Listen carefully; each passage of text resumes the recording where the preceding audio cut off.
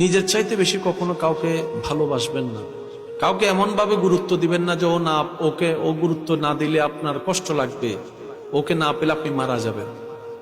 দুনিয়ার একটা নিয়ম কি জানেন? আপনি যেটাকে বেশি লাই দিবেন সেই আপনাকে বেশি কষ্ট দিবে, যেটাকে আপনি পাওয়ার বেশি চেষ্টা করবেন সেটাই হাত থেকে দূরে সরে যাবে, যেটাকে বেশি আদর করবেন সেই বেশি বিপদ দিবে আপনাকে। যাকে আপনি গোলাপের মতো করে লালন পালন করে বড় করবেন দেখবেন সে আপনাকে বেশি কষ্ট দিয়ে চোখের মধ্যে পানি আনাবে। এটা দুনিয়ার নিয়ম। এটা কেন হয়? দুনিয়া বুঝাই দেয় তুই রবকে ছেড়ে দুনিয়ার পিছনে লাগলি কেন? তোকে তো রব বানালো, তুই রবের দিকে না যাবি, তুই সৃষ্টির দিকে কেন গেলি? তুই যে ভালোবাসা খুঁজছিস সেটা রবের কাছে ছাড়া নেই কোথাও সৃষ্টিতে। বান্দার জন্য রবের ভালোবাসা, উম্মতের জন্য নবীর ভালোবাসা। সুবহানাল্লাহ। সেজন্য যতদিন বাঁচবেন দুনিয়াতে শুধু গাটা লাগাই চলবেন, দুনিয়াকে নিজের মধ্যে নিয়েন না। কারণ আপনি কান্না করলেও হায়াত চলে যাবে, হাসলেও হায়াত চলে যাবে।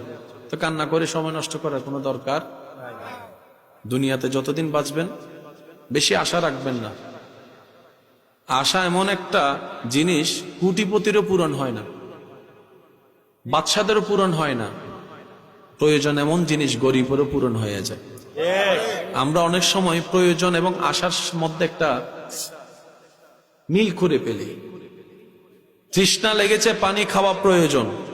এবার আমরা যদি বলি লন্ডনের পানি লাগবে $4,000, এটা চাহিদার মধ্যে পড়ে যাবে, আশার মধ্যে পড়ে যাবে। সেজন্য কখনো আশা রাখবেন না। আশা সব স্বপ্ন মওলার নামে ছেড়ে দেন, চলতে থাকেন তাওয়াক্কালতু আলাল্লাহ। আল্লাহ বর্ষা, আল্লাহ বর্ষা, আল্লাহ বর্ষা। যিনি ছোট্ট একটা পাখিকে সকালবেলা ক্ষুধার্ত বের হওয়া পাখিকে রাত্রে পেট ভরে ঘরে পাঠাতে পারে, যিনি বড় বড় তিমি মাছকে খাওয়াতে পারে, আপনাকে আমাকে পারবে না? বাস তাওয়াক্কুলটা রবের উপর রাখবেন। 2 নম্বরই করার দরকার নেই, সততার সাথে চলবেন। ডানে বামে যে যাই করুক আমার হিসাব যেহেতু আমাকে দিতে হবে, আমার ডায়েরিটা, আমার ফাইলটা আমাকেই যত্ন নিতে হবে। আল্লাহ তাআলা আমাদের সবাইকে বুঝার আমল করার তৌফিক দান করুন।